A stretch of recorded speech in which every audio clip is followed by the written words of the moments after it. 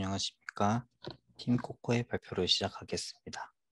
저희 팀의 프로젝트 제목은 커카보드입니다.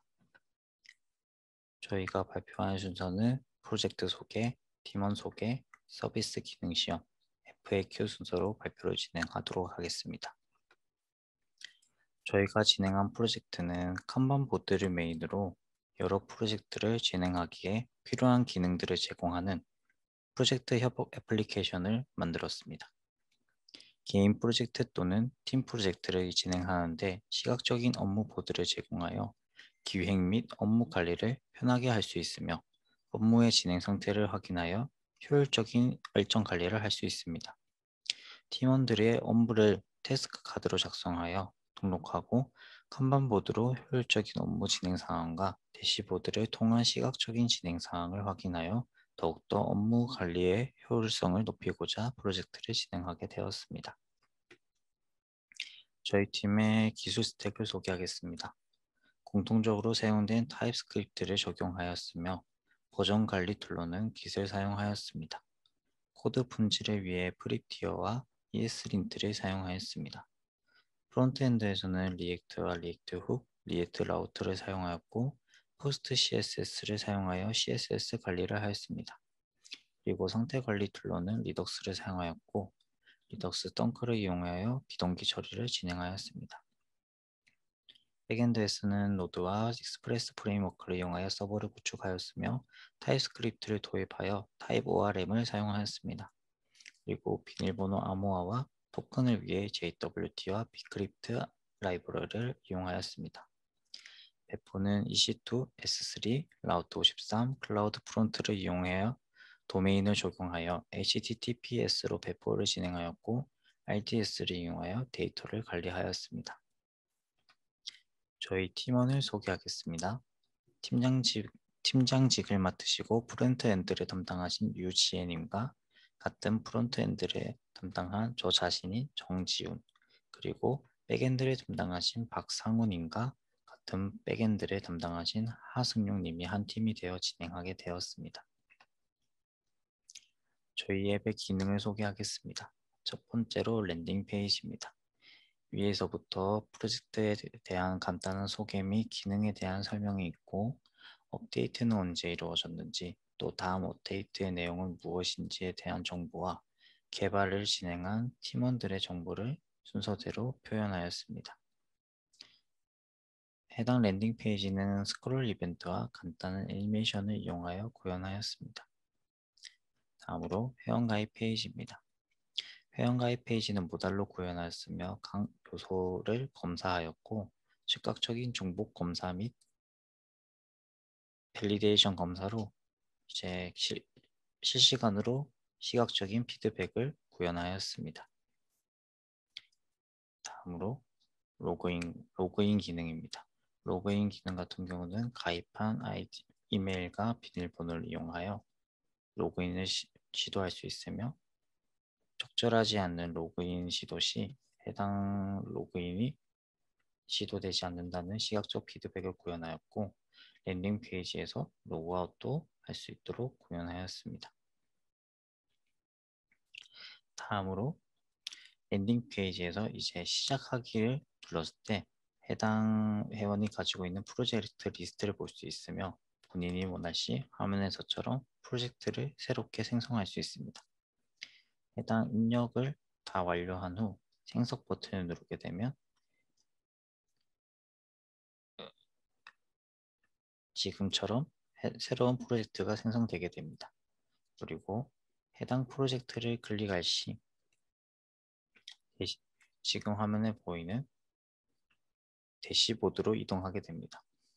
대시보드는 프로젝트의 전반적인 정보와 본인이 기여하고 있는 정도를 시각적으로 데이터를 표현하였습니다. 대시보드에서는 우선 마감이 얼마 남지 않는 긴급한 업무 리스트와 최근 배정된 새로운 업무 등을 확인할 수 있으며 전체적인 지속도를 그래프로 시각화하여 데이터를 제공하고 있습니다. 다음으로는 칸반보드 페이지입니다. 우선 각각의 kanban 보드 왼쪽의 메뉴에 kanban 보드를 누르면 이동할 수 있으며 각각 보드를 이렇게 입력하여 생성할 수 있고 타스크를 플러스 버튼을 통해서 새롭게 생성할 수 있습니다. 해당 태스크는 태스크 이름과 해당 프로젝트에 참여하고 있는 담당자의 리스트에서 추가하고 마감일을 지정한 다음에 라벨을 추가한다면 새롭게 태스크를 만들 수 있습니다.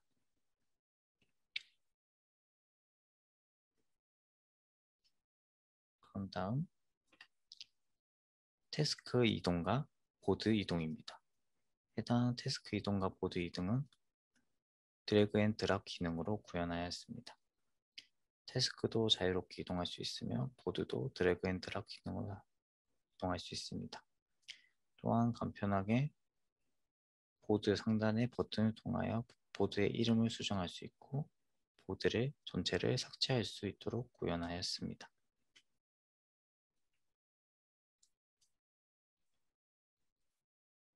그 다음으로는 프로젝트 설정 페이지입니다. 그 전에 태스크 수정과 삭제에 대해서 설명드리겠습니다. 해당 태스크를 만들고 상단의 쓰레기통 버튼을 누르시 태스크가 삭제가 됩니다. 그리고 태스크를 클릭했을 때 상세하게 태스크 정보가 나오며 담당자를 추가나 삭제하고 마감 날짜를 변경하는 등 태스크를 수정할 수 있도록 구현하였습니다. 다음으로 프로젝트 설정과 이름 변경을 할 수 있는 프로젝트 설정 페이지입니다. 프로젝트의 이름을 이렇게 눌러 입력하게 되면 변경할 수 있게 되고 해당 사항이 실시간으로 요청 및 처리가 되도록 구현하였습니다. 또한 프로젝트에 참여하고 있는 팀원의 권한을 변경할 수 있도록 구현하였고 해당 팀원을 프로젝트에서 방출할 수 있도록 구현하였습니다. 그 다음으로 프로젝트 진행 도중에 새로운 프로젝트를 만들거나 내가 다른 프로젝트에 이동할 수 있도록 프로젝트 리스트를 볼 수 있는 기능을 구현하였습니다. 현재 화면에 보이시는 것은 새로운 프로젝트를 생성하여 해당 그 프로젝트를 만든 다음에 리스트에서 해당 새로운 프로젝트가 생성된 것을 보실 수 있습니다. 그리고 저 리스트에서 프로젝트를 클릭 시 해당 프로젝트로 이동하게 됩니다. 그 다음으로 멤버를 검색하여 프로젝트 중간중간에 멤버를 자신의 프로젝트로 초대할 수 있도록 구현하였습니다. 지금 화면에 보시는 오른쪽에 상단의 돋보기 버튼을 누르시면 현재 저희 서비스에 가입된 회원 전체를 검색할 수 있는 기능이 있습니다. 돋보기 버튼을 누르시고 닉네임 또는 이메일을 입력하시고 검색을 누르시면 저희 지금 프로젝트에 가입되어 있지 않는 회원들의 정보가 나오게 되고 추가 버튼을 누르시 저희 프로젝트로 추가가 되도록 구현하였습니다.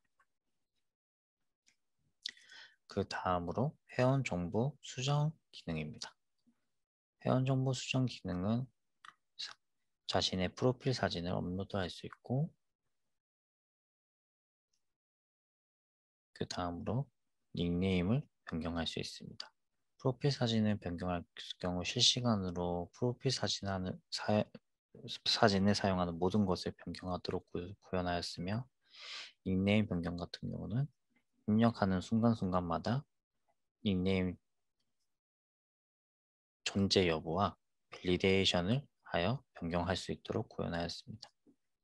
또한 비밀번호 같은 경우는 이전에 사용하는 비밀번호와 내가 새로운 비밀번호를 입력하여 좀 더 안전하게 변경할 수 있도록 구현하였습니다.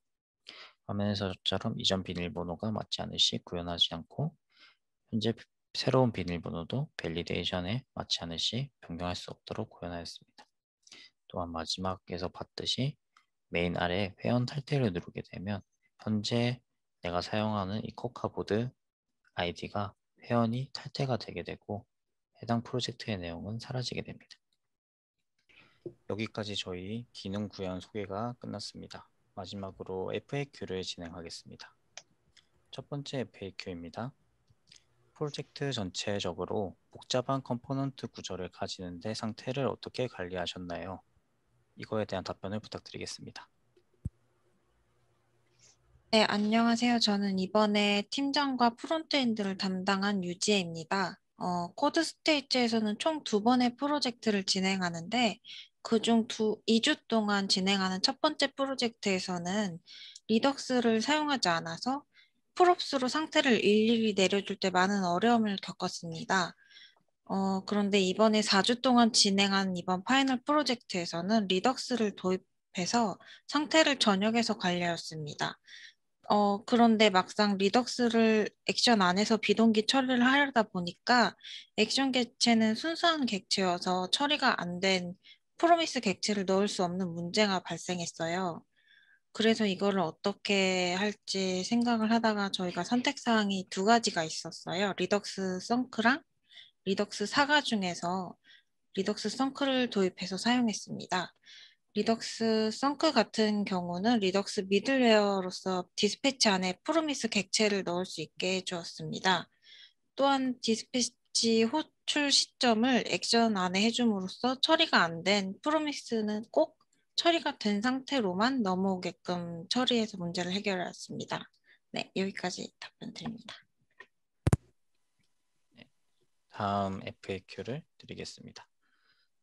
본인이 맡은 기능 중에서 리팩토링을 진행하고 싶은 부분이 있는지에 대한 답변을 부탁드리겠습니다.